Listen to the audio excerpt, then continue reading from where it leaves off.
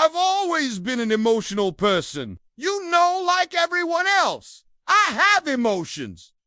But how do you learn to use your emotions? Because there's a right way and a wrong way to use our emotions. Growing up, we were all taught to suppress our emotions because emotions are seen as something bad. We're told not to be too emotional. And if we are emotional, we're made fun of. So we learn to suppress our emotions. We learn to hide our emotions so we can avoid being bullied or being teased by other people. But then when we grow older, we realize that actually having emotions is good. It's what makes us human. It's what allows us to feel alive. But now we do want to know how to feel our emotions anymore because we've suppressed them for so long. So in this video, I want to share with you the only thing that has helped me really connect back with my emotions, and it comes from this book called Fuel the Fire Within. I read this book about 4 years ago, and I still go back to it every now and then because it is just so good. And this book teaches you how to use your emotions to your advantage instead of letting your emotions control you. So let's jump right into it. Chapter 1. A symphony of emotions. Our emotions are there to serve us. They're there to guide us. They're there to help us live our best life. But we have to learn how to listen to them.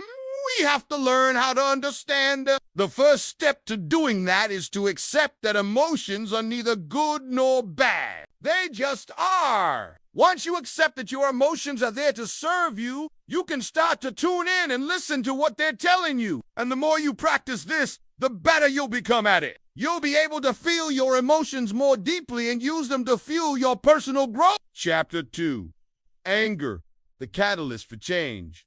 Anger is one of the most powerful emotions we can experience. And when we learn to use it properly, it can be a powerful force for change in our lives. When we feel anger, it's important to take a moment to pause and reflect on why we're feeling that way. What has caused this anger to come up inside of us? Once we identify the source of our anger, we can start to work on changing the things that are causing us to feel this way. For example, if we're angry about something that happened in the past, we can focus our energy on forgiving ourselves or others involved in the situation. If we're angry about something happening in the present, we can take action to change it. Whatever the situation may be, when we learn to use our anger as fuel for positive change, we can become unstoppable. Chapter 3. Fear, the shadow of the unknown. Fear is another emotion that we can use to our advantage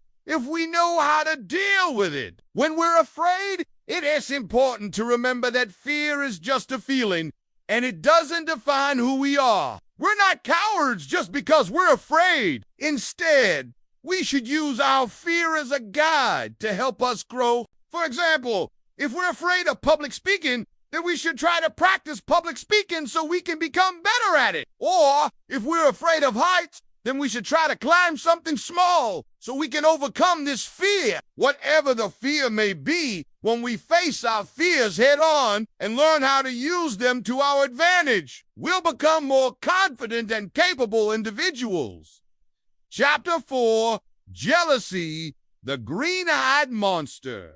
Jealousy is a normal emotion that everyone experiences from time to time. It's important to remember that jealousy doesn't make us bad people. Instead, it's an opportunity for us to grow and become more secure in our relationships. When we're jealous, it's important to take a step back and assess why we're feeling this way. Are we insecure about something? Do we feel like we're losing our partner to someone else? Once we identify the source of our jealousy, we can start to work on changing those negative thought patterns and replacing them with more positive ones. Remember, jealousy doesn't define you. It's just a feeling that you can choose to let go of. Chapter 5. Sadness, the path to healing. Sadness is often seen as a negative emotion, but it's important to remember that sadness is a natural and necessary part of the human experience. When we feel sad, it means that something is hurting us, and it's important to acknowledge that pain and allow ourselves to feel it.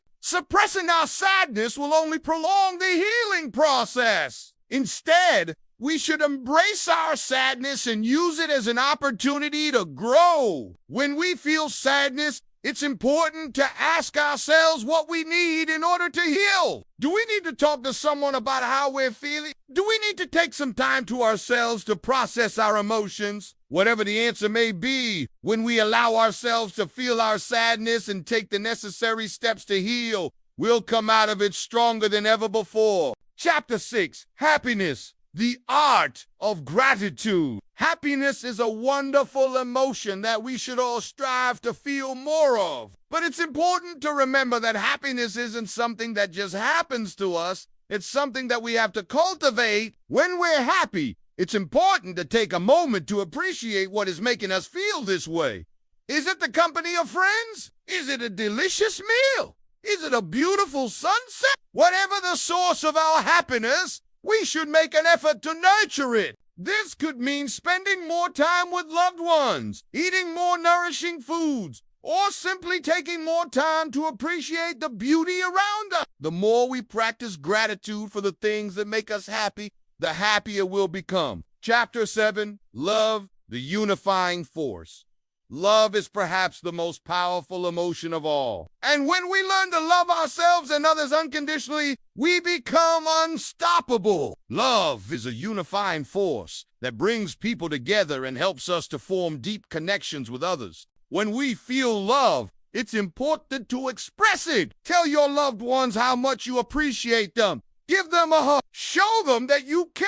When we express our love, we create a ripple effect that spreads to others. We make them feel loved and appreciated, and they, in turn, will do the same for others. The more we practice love in our lives, the more love we'll receive in return. Chapter 8, Acceptance, Embracing the Whole Self. Acceptance is an essential part of personal growth. When we learn to accept ourselves for who we are, we become free to be our true, authentic selves without fear of judgment or criticism. Acceptance doesn't mean that we give up on improving ourselves. It just means that we start from a place of self-love and compassion instead of shame and self-hate. When we accept ourselves fully, including our flaws and imperfections, we can start to heal old wounds and move forward in our lives with confidence and grace. Chapter 9, Forgiveness, the Gift of Freedom. Forgiveness is another powerful tool for personal growth. When we learn to forgive ourselves and others, we break the cycle of resentment and anger that can hold us back from moving forward.